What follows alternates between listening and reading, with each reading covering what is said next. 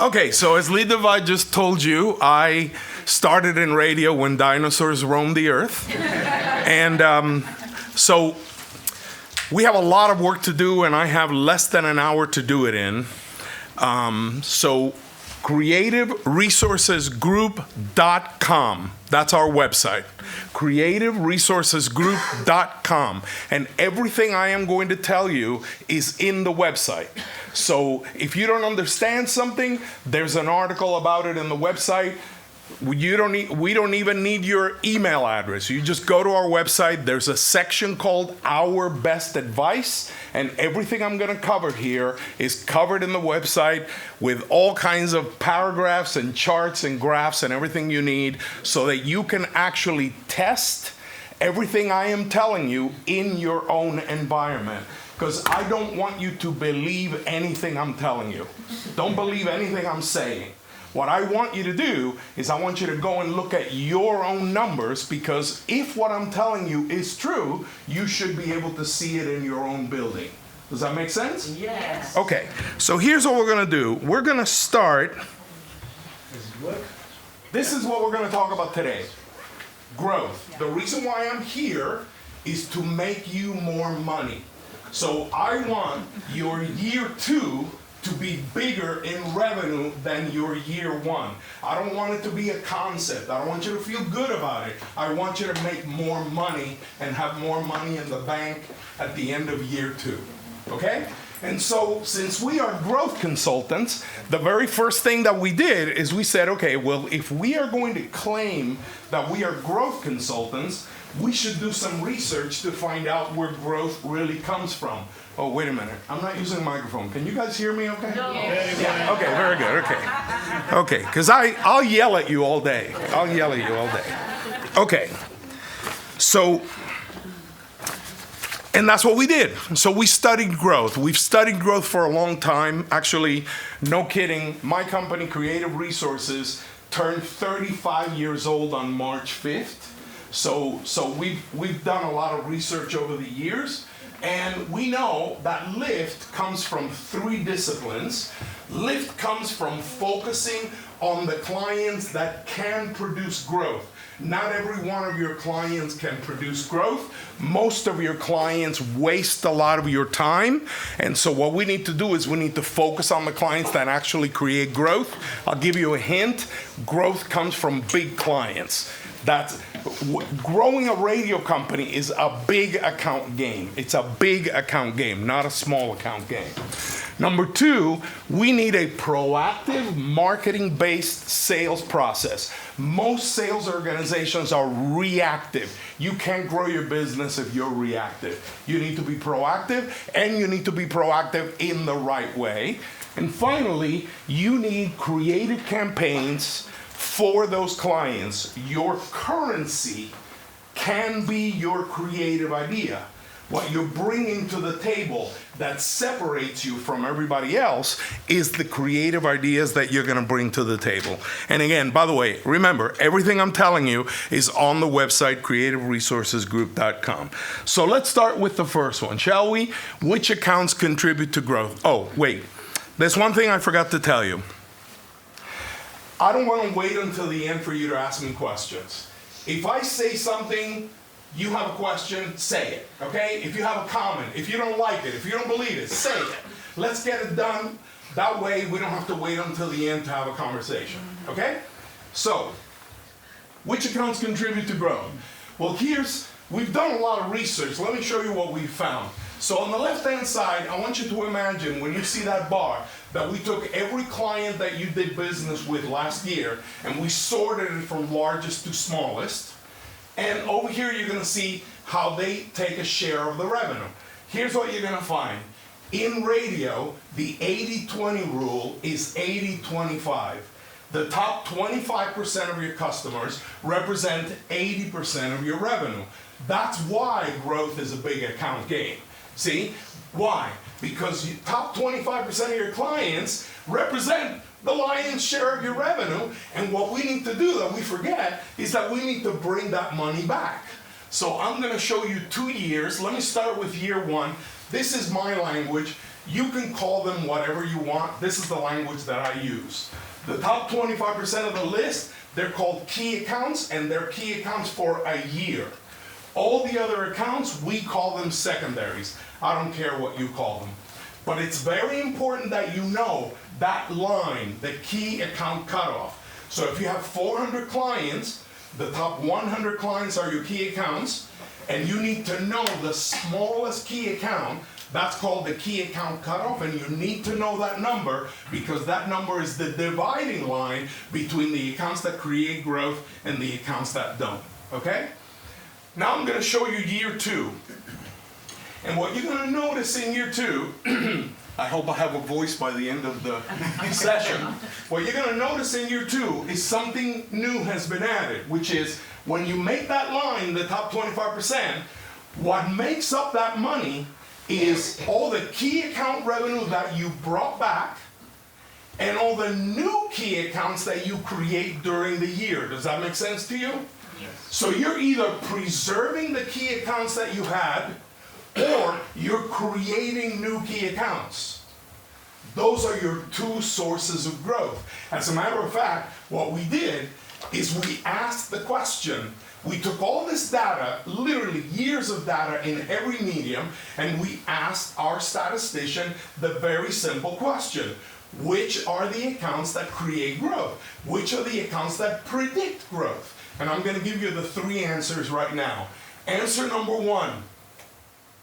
The single biggest predictor of whether you're going to grow your business in 2025 is how much of the revenue from the key accounts from 2024 are you bringing back in year 2. That is the single biggest predictor. As a matter of fact, if you let those key accounts, the revenue, the key accounts themselves might go, but you need to hold on to the revenue, okay? The euros from those accounts. If you let that shrink by more than 13%, it becomes almost increasingly impossible for you to grow your business in the following year, okay? So that's your number 1 job, is you gotta bring back at least 87% of the revenue from your key accounts from 2024, or you can't grow your business. Wait, let me take a pause. I don't do that often. I'm actually going to breathe. Any questions, comments, sarcastic remarks? No? Okay. So now we're going to know number 2. Watch this. Because this is the second predictor of growth. It is how much revenue can you find small clients or non-clients and grow them over that line. That's the trick. They have to grow over that line. If they don't become new key accounts, they don't create growth. Okay? So number 1, bring back the revenue from the key accounts. Number 2, create new key accounts. You see already how you don't react yourself to growth. You have to proact yourself to growth. But I want to tell you the last piece that we've learned, which is that, and for that, we have a name for it. It's called the target account effort. Why? Because it is not a new business effort. New business efforts are just quantity of clients. How many new clients can I get? That doesn't make you any money. What you need is an effort that creates new key accounts. Does that make sense? Okay, last piece. Small clients that stay small don't create growth. Period. If there was a client down here that spent 10,000 euro with you, and then here they spent 15,000 euro with you, but they're still under the line, they didn't create growth for you. They only create growth if they go above the line. Remember, you don't have to believe me. Just look at your own numbers and you're going to see it. Okay, now another pause. How are we doing? Good. Questions, comments, reactions? Are you breathing? Is this an oil painting? Okay, so wait. So let me take you somewhere else here. Okay. Now there are implications here. Because remember that I told you, remember those key accounts. Guys, those key accounts are super important. And you need to see them as a group. You need to see them as a portfolio, like a mutual fund, like an investment fund. And you need to manage it like a portfolio. And what I want you to think about is, think about them like this. See, at the end of the year, some of them grew, some of them shrank. And your job, your sales organization's job, is to make the green ones greener and to make fewer red ones. So the way you're going to do it is one account at a time. So if you're managing a sales organization, by the way, how many of you are in sales in this room? Raise your hand. Oh, I love sales. Great. Your job, one account at a time. If it's a key account, it needs to stay green. And if it's going to be red, it needs to be little red, not big red. Because big red creates attrition that you can't replace. Okay? So your key accounts, you manage them like a portfolio. Now let's look at target accounts efforts. This is what a typical new business effort looks like. You do it every year, right? Do you guys do new business every year? Okay, this is what it looks like. It's a random number of accounts, some big, some small. But when you have a target account effort, you establish a goal. You see that goal? That says 30, I'm sorry, it says dollars. I'll change it. Next time I come to Europe, I'll change it. But you see, once you have that goal, now what you realize, now look at it again, and you see that 1, 2, 3, 4, 5, 6, very few accounts make it over that number. As a matter of fact, I can tell you what the number is. Only 7 out of every 100 new business accounts you create contribute to your growth. Think about that. Only 7. Now think about all the effort that you put into those accounts. Think about that. Think about all the meetings. Think about all the emails. Think about all the credit applications, the presentations. For 93 of them to not create growth, see, that's why you need a new business, a target account effort. Because a target account effort makes that happen. Once you set a goal, now if I'm sitting with a salesperson and that salesperson says, hey, I got a client, they're going to spend 15,000 euro, I'm going to say, no, we got to keep going. They got to get to 30. See? And it's because you said that you grow the account to a new key account and you create growth. And you get rewarded with growth because you stayed focused on getting the account to the goal. Okay, that's part 1. Insights, observations, sarcastic remarks. Fully agree.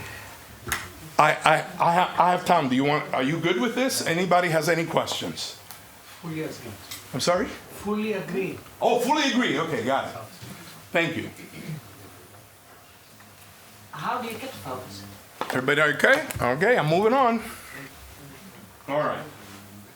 So, now comes, number 1, growth comes from big accounts and from growing small accounts into big accounts.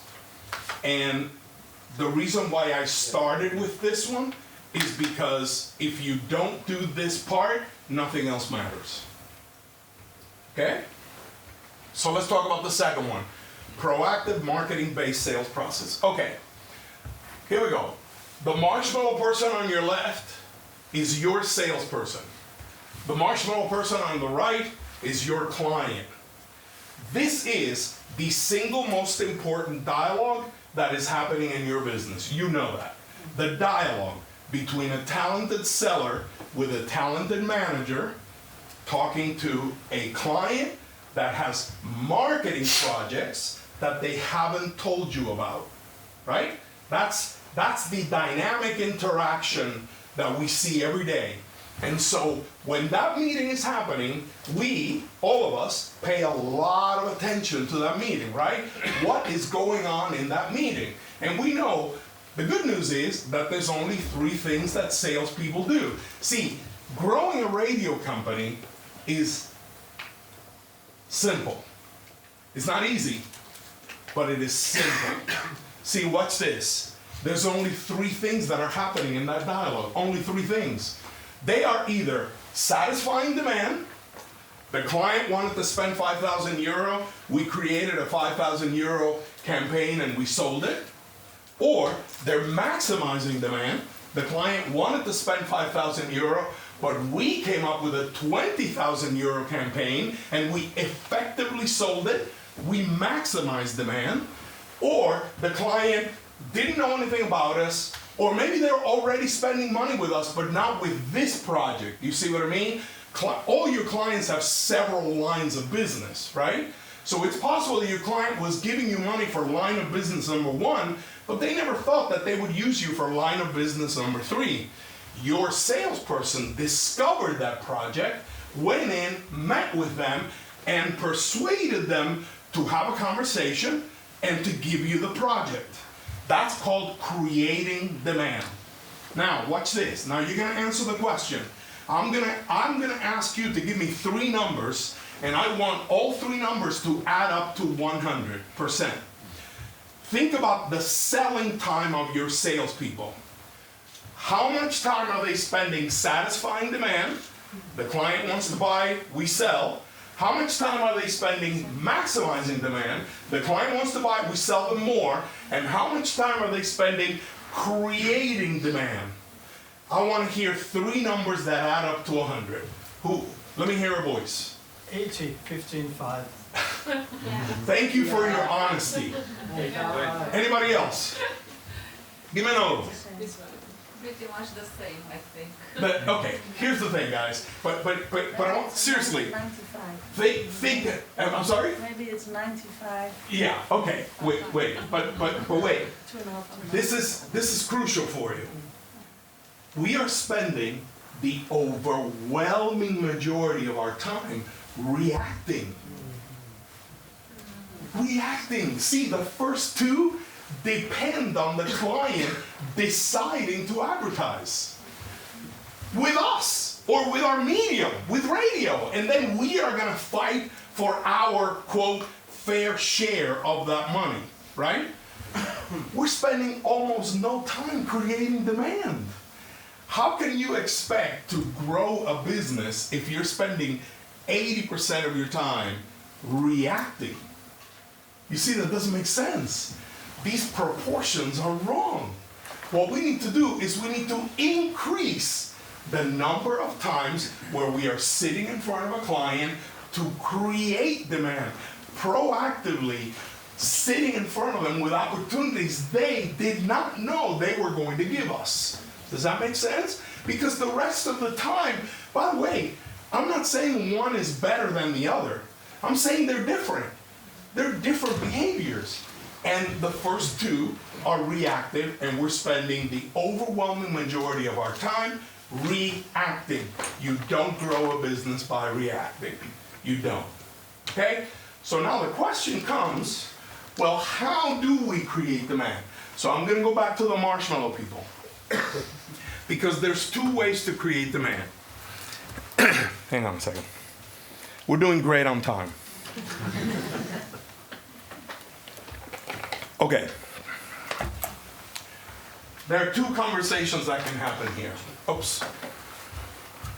The most common one is, I sell media. Or worse, I sell radio.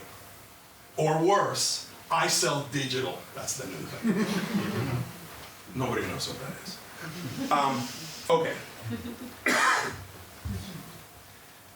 If you tell yourself that you sell media, then every conversation you're going to have is about media. And so if you think about it, you have essentially told yourself that you only belong in conversations where media is going to be bought. The problem with that is that it is a very crowded field. Everybody else is selling media. So you're sitting in a room where you're competing with the Amazon DSP, and you don't even know what that is. See? I want to change that meeting so that the conversation becomes about marketing projects. Why? Why do I want to change that? Let me hear a voice. I haven't heard your voices at all. What? You Yes. sell impact. It's actually you want to get them to talk to you. Because the worst thing that you can do is like say I sell media. Because basically what I'm saying is that buy the elephant, you say no, and then sorry, I fuck them. Right. Yeah. So- then it gets messy, Yeah, right? Because But if I approach you in a way that hey, I don't know, I checked your website, whatever, you're selling I don't know, socks, for example. Let's say there's Christmas coming up. By the way, I have this kind of idea. Yeah. Actually, it doesn't I make love it. sense. Actually, doesn't even care. Like if he likes your idea or not, you want him to talk. Love it. Yes, let's be more specific. I want him to notice, I want her to notice that I am interested in her marketing, not just selling her media. Because selling her media, a computer is going to do like tomorrow afternoon. But having a marketing conversation, that's much more interesting, and that opens up all sorts of potential conversations that clients are not used to having with us. Therefore, they're not having them with our competitors. You see? So you let the media people, that's why, by the way, every time I've been here all day, you guys have heard, we've all heard from really great speakers. Something that I hear in every conversation is media planners. Is that interesting? See, we need to become aware of that. We are mostly in environments where media is going to be bought. There's nothing wrong with that. It's just that it's a very crowded field. And we need to learn ways to have a conversation with a client or an advertising agency about the business that they are marketing, because it opens up new opportunities for us. So I'm going to introduce you to this guy. His name is Eddie Combs. This is a real guy. You can find him on LinkedIn. And he has bought a lot of media over the years. He was the chief marketing officer at Motorola, at Samsung, at Sears, at the Guitar Center. Clearly, the man can't keep a job. But he has bought a lot of media. And so he was at a radio convention in the United States. And this is what he said. Let's look at what he's telling he wants from us. He says, I need help. He says, if you want to pitch an idea to me, I want you to say, hey, I've got a creative group and they have a great idea. Are you ready? Now he's going to tell you what he wants in order to be in that meeting. Watch what he says. If you can help me play off of something I'm currently doing in the market and extend that, as opposed to helping me fragment. Let me hear your voices. What does he mean by that? What is he telling us? What is he telling us we have to do to get a meeting with him? What does he mean by that? Help him grow. I'm sorry? Help him grow. Yes, help him grow, yes. Break the barrier But say more about break the barrier. What barrier? of his limits, where he's now. Okay, Take him a step further. okay. You extend, and where did you get that from? The word extend? From where he says, and extend that, right? No, just Just to your head. I love it.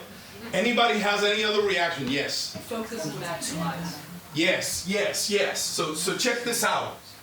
So check this out, ladies and gentlemen, because what this man is doing is he's giving us a job description. He's saying, if you want to do business with me, I'll talk to you. I'm not an idiot. You can help me. I'll talk to you. But you have to earn that meeting. And the way you earn that meeting is by showing me that you know what I am attempting to do without your help. See? You talk to any radio salesperson in the world, and I have, they all know what the client buys. They all know the media the client buys. The challenge is, do you understand what the client sells? And that's what Mr. Combs is saying. You need to understand how I make money, how I run my business, because otherwise you're going to bring me ideas that are good for you to make your budget, but have nothing to do with me. You see? So when I say to you that we need to become proactive, we do, but we need to become proactive in understanding the client, not proactive like I've got a new thing I want to sell you. You see it? Well, I mean, be clever to adapt some of your ideas to what the needs of the client are. Exactly, but watch, because yes, but notice the kind of conversation that I want you to have. The kind of conversation that I want your people to have is that even before they send the client the first email, I want to make sure everybody gets this. Even before the first email, even before the first phone call, I want your salesperson to be able to look at you and tell you what the client is attempting to do with their marketing. And you should be the person that says, tell me why they should meet with you. See, you need to be the person that insists. No, tell me, why should he meet with you? And if all we're really gonna do is show him this new digital capability, you're not ready. You're gonna meet with him, it's just that you're not ready. Why? Because you need to understand what the client is doing with their marketing without your help. Because he's got things to do. He's busy. He's trying to do things without your help. Your job is to know what he's doing and see if you can find a way to extend it. And take a pause. We're doing great on time. Insights, observations. Yes. Yeah, well, sometimes the client, especially in the local market, the client doesn't exactly know what he needs, let's say. Yeah? And we have a sort of a magical questions we use, especially if the meeting runs really tough. And then we ask the client, if you would have a radio station at your hands with all its possibilities, what will you use it for? And this changed the conversation in a completely direction. That's great. New direction. I like it. The only danger is that now you're talking about media. That's the only thing. I don't mind the question. Just notice that there's a little bit of danger that now we're back to talking about radio. We might be talking about event as well. Right, but notice we're talking about radio. I'm not saying your idea is bad. I just want to make sure that you notice when you're talking about you again. See? Because what I want is for you to really, really, really, really be talking about the client like you work for his company, not yours. That's the real challenge. So forgive me, I just don't want to compromise. You understand? I want to make sure that you really understand that what I want is for you to pretend that you work at his or her company, not at yours. That's the real way to be marketing proactive. You work there. You work at that company. What are they selling? What is their competitive situation? What products are they having trouble with? What products are they introducing next month? See, you need to pretend that you work there. Why? Because there's one thing that you can do for them, which is you can teach them this wonderful, wonderful, wonderful thing on the screen that you have all heard of, right? Have we all heard about the 95-5 rule? Have we all heard about it? One of the speakers talked about it this morning. You haven't heard of the 95-5 rule? Oh, this is the best thing you're ever going to hear. Listen to this. By the way, this has been researched by the Ehrenberg Bass Institute. Are you familiar with Ehrenberg Bass? If you're not familiar with Ehrenberg Bass, before this meeting is over, get on Amazon and buy a book called How Brands Grow. Read it. It's very hard to read, but it's important for us to know, because here's what that says. One of the most wonderful discoveries. At any given moment, only 5% of any company's customers are in the market for their products. What? Think about that. At any given moment, It doesn't matter if you're a plumber, if you sell cars, if you sell insurance, doesn't matter. At any given moment, think about that. At any given moment, if there's 100 potential category buyers for their product, only 5 of them are in the market to buy their products. The other 95% are going to be in the market for their products, and it could be tomorrow or it could be in a year and a half. Think about that. I already know that Eddie Combs needs to know that. And at the local level, what I'm recommending to you is that that's one of the first things you talk about when you walk in the door. Listen, Mr. Client, have you heard about the 95-5 rule? Why? Because I'm going to teach you what's really happening in the business of marketing. You saw we clients love the bottom of the funnel, right? Clients love to harvest. How many people can I close? How many people can I close, right? They love the bottom of the funnel. But you know what? That's not new.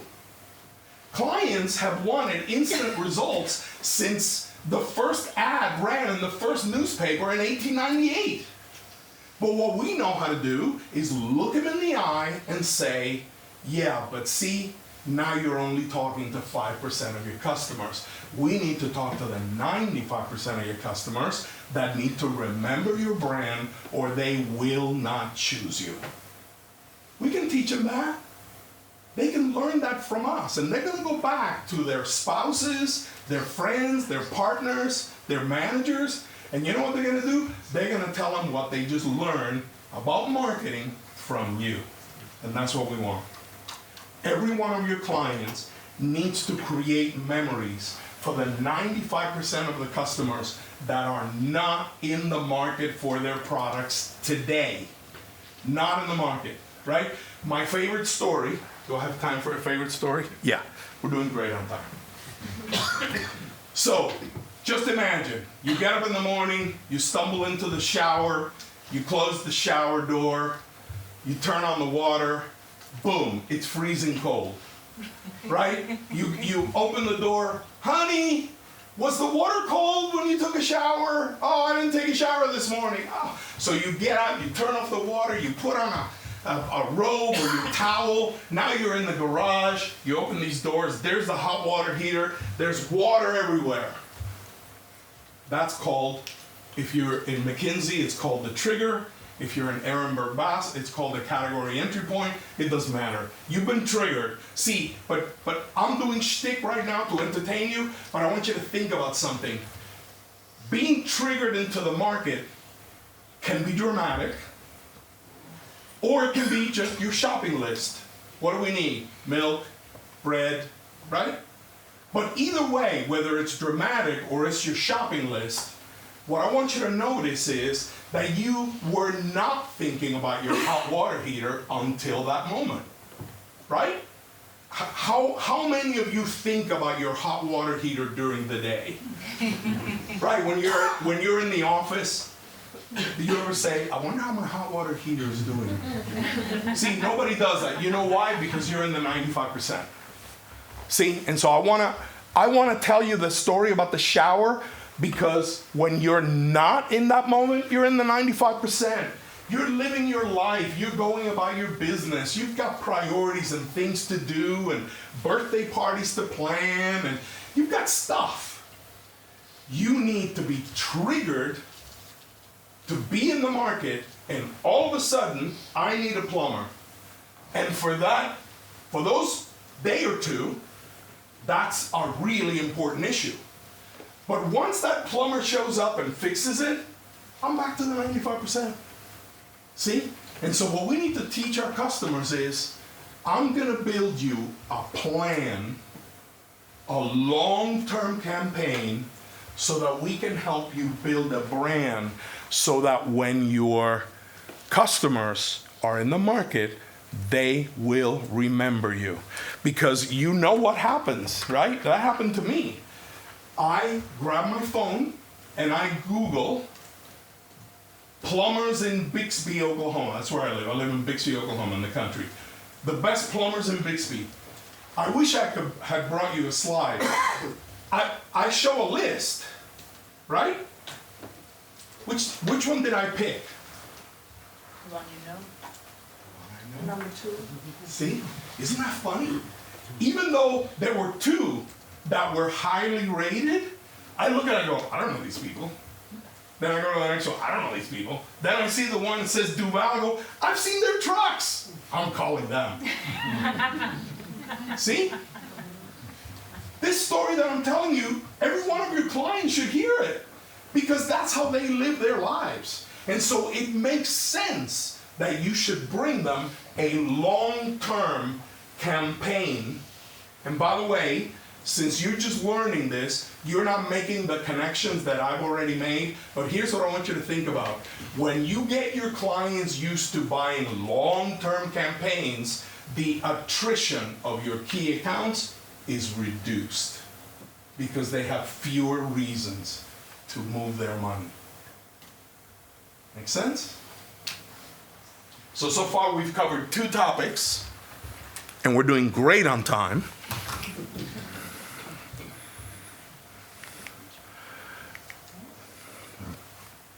Am I going in the right direction? No? Sorry. I was having a senior moment there. Okay. Senior moment. Okay. Revenue lift is the result of 3 disciplines. Number 1, very important, guys.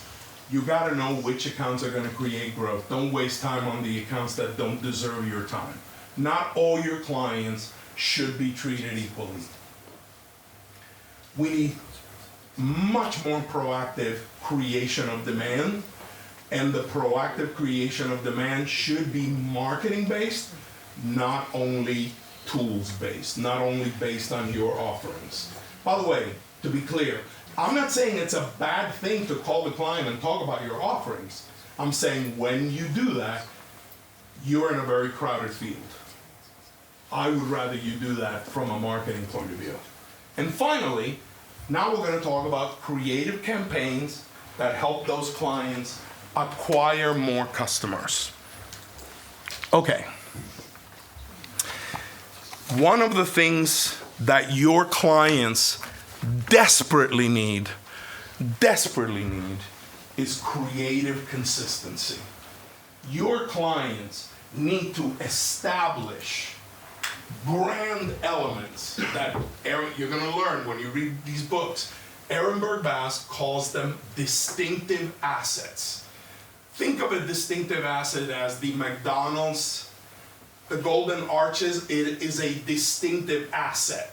I was on the train back to the airport last night because British Airways lost my bag. Anyway, because I love British Airways and they lost my bag. Did I tell you that they lost my bag? So I went back to the airport to pick up my bag and I saw a gasoline station and it had a Shell on it. But I thought it was interesting, it didn't have the word Shell on it. It was just the Shell. That's a distinctive asset. See what I mean? Your clients need to establish distinctive assets like we saw with the Starbucks logo. And by the way, what the research demonstrates is that audio distinctive assets are much more impactful than visual distinctive assets, and that's something you can teach your clients. You can teach your clients that they should have a sound. I love the expression, where did it come? What does your brand sound like? I absolutely love that. And but the what does your brand sound like? That comes from research, and your clients should learn that. Your clients should learn from you what good marketing is. And if you help them establish sounds like maybe conversations between 2 characters, it's not just jingles. Jingles are good, but it's not just jingles. It can be the style of the commercial. It could be a conversation between 2 characters. It could be voices, it could be music, etc. But audio distinctive assets are much more impactful than all other assets. Why wouldn't we take advantage of that? It seems to me that that makes sense. Okay, so now I want to talk to you about the great campaigns. How many of you are familiar with this campaign? You're not you when you're Who is it, right? Who is it? Okay. This is really, I mean, if if advertising campaigns could win Nobel Prizes, this would be one of them. Maybe the only one. Because this campaign, ladies and gentlemen, was so monumentally successful. They ran it in 70 different countries over 10 years. And Snickers, which was a brand that was disappearing, became the leading candy bar in the world because of this campaign. Now we, Creative Resources, the reason why we're called Creative Resources is because we, I'm sorry?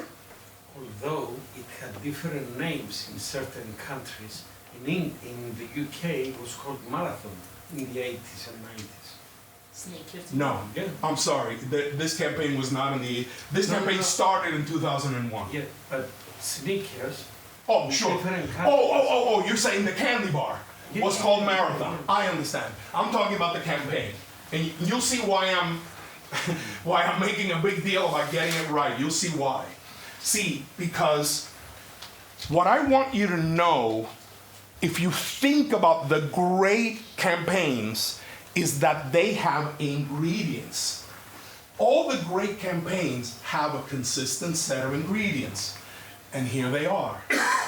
All the great campaigns have a name. See, the name is very important because the name gives the campaign focus and longevity. Think about that. A campaign that runs, an advertising campaign called You're Not You When You're Hungry, that runs over 70 countries.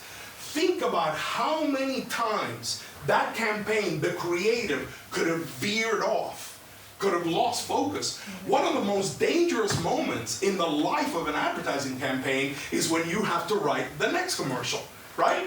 Why? Because the creative director could be tired of it. The creative director could say, nah, we already did that You're Not You When You're Hungry thing. No.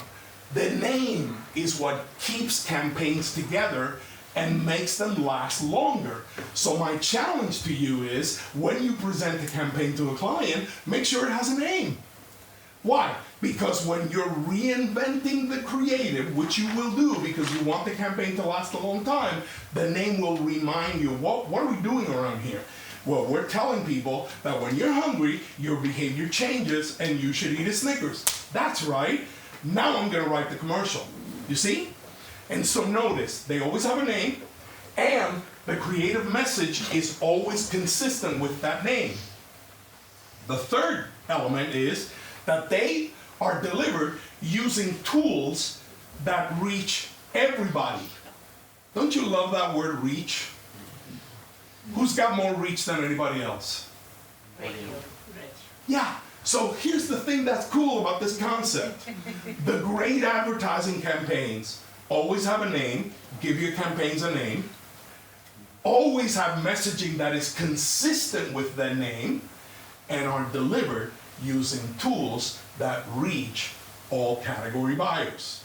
So now I want you to think about that when you're presenting a campaign to your clients. Teach them that.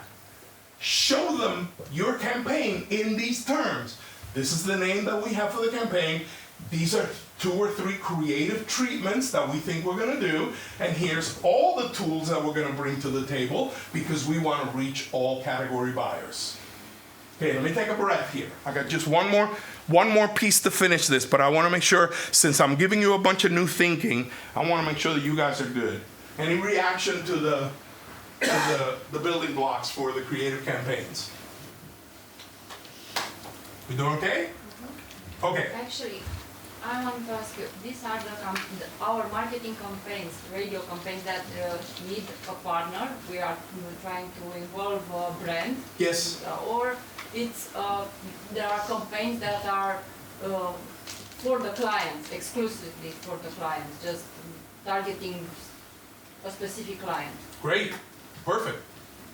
Yeah, I don't have any problem with that. Why did you think that's a conflict with what I said? No, I wanted to see, I wasn't sure because in radio, actually, in my country, we don't actually think campaigns for a certain client. We think marketing campaigns, and we then try to bring a client to do the campaign with us. Oh, yeah, can I change that? Wait, okay. Wait. I don't want you to think that I think what you're doing is wrong. It's just that for you to create growth, you are investing effort, right? You're investing calories, right? You're working hard to create growth. My job is to tell you where your efforts are not creating as much growth as they could. You see what I mean? So, I don't object to, I many times came up with a really great idea that I loved, and then I went looking for a client to buy it. I don't object to that. But I'll tell you what will make you more money is if the idea is custom to that client. See, I'm not saying stop doing what you're doing. I'm saying clients want custom campaigns that are about them. Okay. Does that make sense? Yes. Okay, great. Oh, I just got a big sigh. Was that a good? What did I just do? Well, Was that bad? I said before that we Now I'm usually- depressed. No, it's not a matter of depression, it's a matter of reality for us. I'm doing this job for 32 years, okay? Usually, clients have already decided their marketing strategy, their ideas and everything, and the least we can do for them, okay, we do have some ideas, but we have to remember that radio is always run by an authority who gives you limitations on what you can do during your breaks, or even during the show, the radio show, that your producers or newscasters or podcasters on radio are allowed to say and how many times they're allowed to say. So, it's more realistic to us to see our limits and how we run our radio station towards the legislation of every country, which I believe European countries are almost the same on this legislation, and present the client or listen to the client and adapt. I mean, this is most of the time what's happening. Okay, what is your first name? Andreas. Andreas. Okay. Andreas, I'm Gerry. Yeah, no. It's nice to meet you. Okay, wait. Actually, Andreas, I'm Gerardo. That's my real name. But I'm Gerardo. Okay. Okay, Andreas. Here's what I'm going to suggest to you. I want you to try to talk to the client before they decide what advertising they're going to do. I want you to talk to them earlier, when you can. I know you can't do that with everybody. I know you can't do that with everybody. But here's the thing. If I can talk to them even one day earlier, and they can tell me a project they are working on, and I can customize my idea earlier, I'm gonna make more money than if I don't. So I want everybody to listen to me. I am very respectful that you have to do business the way you do business. But if you can make changes from what I'm saying, even small changes, they will make you more money because you will become different in the eyes of that client. And you want to be different in the eyes of that client. So follow your laws, respect your advertising agencies. I'm not saying create trouble, but I'm about to give you one last piece of advice, that if you can have those conversations one day earlier, just a little bit earlier, for the client to say to you, you know, in May, we're going to be doing this, and you can say, that's very interesting. Do you mind if I bring you an idea for that? Just that little conversation will make you more money. Yeah, but on that note, how can you bypass the agency? You bring them with you. What if they don't want to come? Oh, well, then we just inform them through myself. Here, wait. You know, it's a matter of ego as well. I Yeah, mean, because who they are might you to know tell when me it what comes. to say to my client? Yeah. No. That's how we advertise in agencies. I mean, they're very, Okay, very At least egoistic in our people. country. no. I understand. Look, advertising agencies are very powerful everywhere in the world. But ladies and gentlemen, advertising agencies, it's in their best interest for them to come up with ideas for their clients. So, all I'm trying to say to you is, you can be the person that brings the advertising agency an idea that your competitors didn't bring. See? That's all I'm saying, is that there are ideas that can be brought. The agency does not ask. We just- Oh no, of course not. But see, that's called proactive. Yeah. So I know. the fact that the agency doesn't ask is the opportunity. Let me finish my story. Because this may or may not connect to. You said you can interrupt whenever. You can interrupt. Absolutely. You said it. It's okay. It's okay. Maybe not. Andreas, if I don't finish, it's okay. It's okay if I don't finish. Okay, wait. 6 minutes. 6 minutes. Okay, thank you. Okay, no, I don't need 6 minutes because I want to show you something. Okay, check this out. Okay. So we know that a campaign, a creative campaign, has 3 elements. They always have a name. The creative messaging is consistent with the name. And they're delivered with tools that reach all the category buyers. But what I want to add to that is that a campaign can be an original campaign, meaning the client didn't have a brand building campaign and you built it from the ground up, or the campaign could be an extension of something they are already doing. And so one way that you can bring your tools to bear, and by the way, show your, I'm going to use the word respect for the advertising agency, is to say, you know, I noticed that for this client, you have a very effective out-of-home campaign on billboards all over the city. It's really good. Let me bring you an idea to take that campaign and extend it for you on the radio. If you don't like it, you don't have to buy it. But let me bring you an idea to take that campaign that I saw on billboards, let me extend it on the radio. So what I want you to do is I want you to take the name. By the way, a lot of their campaigns may not have a name, so you give it a name. You say, when I saw that campaign, the name that I think that campaign would have is, you're not you when you're hungry, whatever that is. And what I'm gonna do is I'm gonna create my own campaign to extend yours. I'm gonna use that name, I'm gonna write creative messaging that is consistent with it, I'm gonna bring my tools to bear, and I'm gonna show it to you. If you don't buy it, nobody's mad.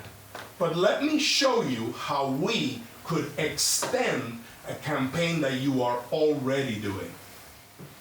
I'm gonna tell you right now. By the way, if you try it, send me an email, let me know you did it. But I'll bet you money that no other radio seller has ever said that to them. Not once. Ever. So I want you to be different. I want you to show them that you're thinking about extending the good ideas they already have. Because a mistake that I observe in radio sellers, and have been observing it for many years, is that radio sellers or radio organizations believe that every idea we bring a client needs to be an original idea. Why would you do that?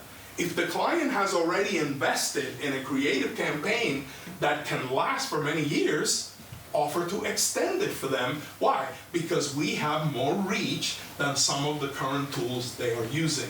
So why wouldn't we take their current campaign and extend it for them? How does that sound? Great. Great. Okay. How we doing with I'm glad it sounds great because I got 3 minutes. Simple review. Growing a radio company is a big account game. You need to preserve the big accounts that you have and create new big accounts. Growth comes from proactive selling in addition to reactive. There are three different functions. There are three different patterns of behavior. It's just that we are not creating enough demand. So you, as a leader, need to observe that, notice that. Have a conversation. Tell me talk to a seller. What are you working on now? I'm gonna go see that client. Okay, what's the conversation gonna be about? And you will notice right away whether it's reactive or proactive. And even just asking the question, you will begin to move the culture more towards a proactive, marketing-based approach. And finally, your ideas can become currency that you bring to the table to help your clients grow their business and grow yours at the same time. Thank you for your time.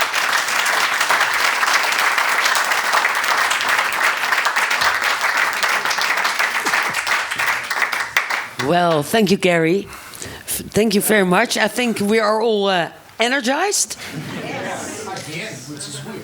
Yeah, at the end. It's always great with Americans at the end. They're always so concise, and I feel like I did 1 hour kickboxing or something like that.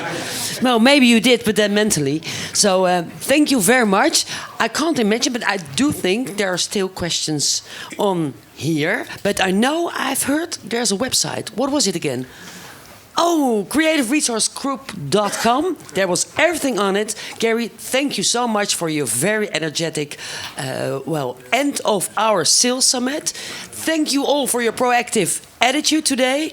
And don't forget to rate the sessions today. Don't forget to be at the party tomorrow night, and we have still some great discussions going on at the Agora tables tomorrow at lunchtime and Tuesday at lunchtime, and I have so many more sales messages to come across, but bearing you in mind, I know you're all proactive yourself. So enjoy tonight, enjoy tomorrow and Tuesday, and thank you all for showing up.